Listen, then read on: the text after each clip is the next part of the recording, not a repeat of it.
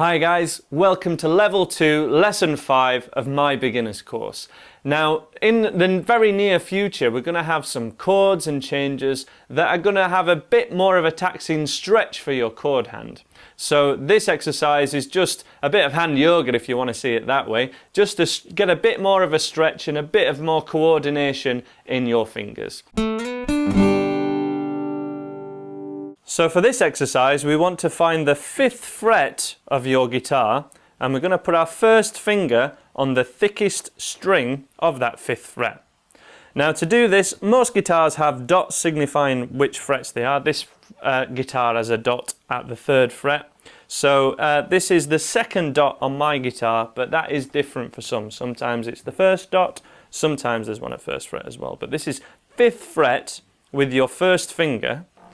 And what we're basically going to do is line your fingers up 1 fret at a time on the next fret to get a good stretch in our hand, and this is all going to be on that thickest E string. Now to get this stretch, thumb position is actually all important, and when we place your first finger on that 5th fret of the thickest E string, your thumb wants to be directly behind your first finger, because what can happen if that thumb's a little bit too high, we can drag down this string and we just won't probably reach with your little finger or on all the others. So we need your thumb directly behind the first finger so that the pressure is just going like this, and your first finger wants to be placed at the good side of the fret. Remember, we looked at that in level 1, which side of the fret to place your fingers at. So our first finger is here, thumb just creeping up the top of the neck behind, certainly not touching the bottom of the guitar.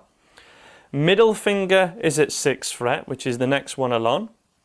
3rd finger at 7th fret, and then little finger at 8th fret. So as I say, we're just on all the adjacent frets to your first finger. 1, 2, 3, 4, and we're going to keep them all down for the time being, just to get your hand used to this new task of playing guitar, what you're asking of it really.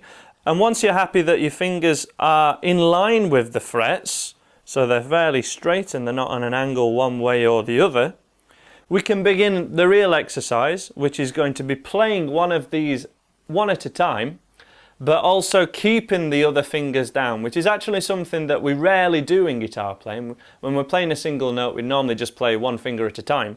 However, this is more of a stretching exercise. So do this really gently, take your time, don't rush at it. And nothing about this exercise is to do with any speed playing. We want good clear notes and play it nice and slow, because we're trying to stretch out the little muscles in your fingers and hand. So we play our first finger at 5th fret and let it ring out. And then we place down your middle finger next to it, press both fingers down as gentle as you can. There's no need to press down any harder than you need to get these notes ringing out. And allow those two to also ring out. Then we're going to press our 3rd finger down as well. Again, positioning and the stretch is all important. Press it down, all 3. And we play that note. And then our little finger as well, we press down.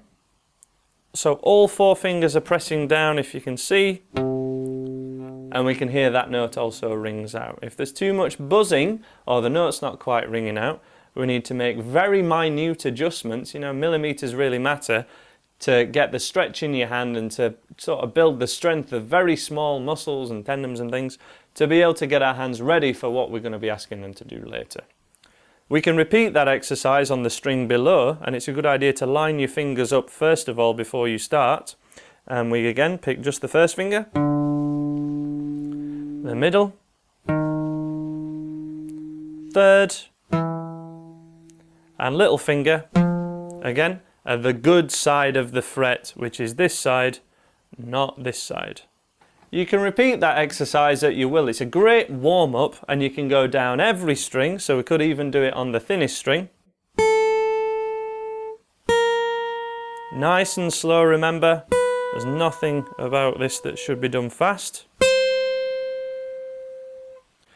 And it's also a good time to start moving around the neck a little bit more. So if you have ambitions to be a lead guitar player, like Slash or Angus Young from AC/DC, you could move it up to, say, 9th fret, or just anywhere higher up your fretboard, as high as you want to go, really. And just line your fingers up on adjacent frets, so the frets next door to each other. And make sure you're getting the right motions, your notes are ringing out. As I say, it's a fantastic warm-up. If you do want to challenge yourself a little bit more, you could move it down 1 fret lower, or even down at 3rd fret, but I really wouldn't advise going any lower than 3rd fret for now. Certainly if it's the first time, you know, if you've done this course from being an absolute beginner, we're not expecting much more of a stretch than that 3rd fret, and even if you could get the stretch like I'm doing now from 3rd fret, that's some really good going at this time. We're not really expecting it to be that solid, really. And that's this exercise, basically. As I say, it's the next level from here that we've got some chords that are going to be a bit more of a stretch, and we're just expecting a bit more finger coordination. So this exercise is perfect for that. The perfect warm-up for you, and that's the end of this lesson. In the next one, we're going to be looking through your recommended chord sequences, songs, and even your practice routine. And as I say, part of your practice routine, this little exercise will be your new warm-up. You can download this video and the ebook that goes with this entire course by clicking in this area here. Click over there to watch the next lesson here on YouTube. Please subscribe if you haven't already, and all those links are in the description if you are watching on mobile.